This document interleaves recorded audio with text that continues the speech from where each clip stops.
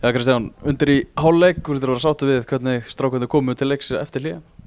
Já, það var töluvert mikill munur á liðinu í seinni hálfleik.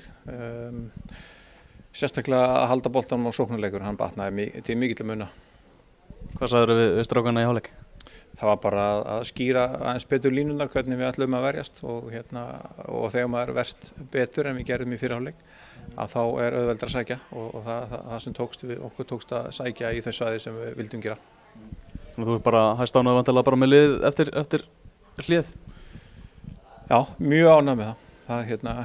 Margir, við sýndum bara strax og hálfleikurinn byrjaði að við vorum konur upp í teig hjá þeim og það var akkurat tónninn sem við þurftum að gefa. Hvernig finnst þér svona holningin á liðinu á þessum tímapunkti?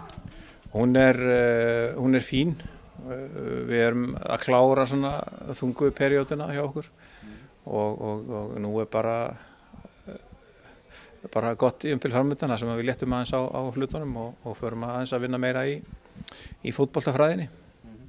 Hvernig er annars leikmannahópurinn? Ertu fullkomlega sáttur við hann svona eða hyggstu bæta eitthvað við?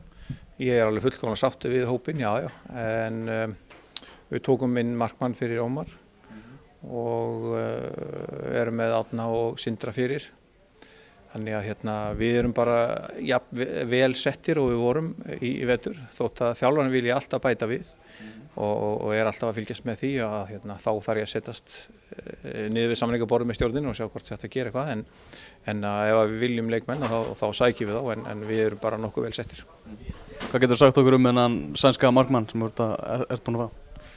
32 ára, 1,92 held ég, allavega mjög stór og nokkuð reyndur maður sem var samningslaus eftir að hann fékk að fara frá Örebrú og hann kemur vonandi með mikinn og góðan talanda inn í liðið. Það er kannski sem við vorum að leita fyrst og fremst að það var einhver sem að hjálpa okkur að stýra varnarleikunum.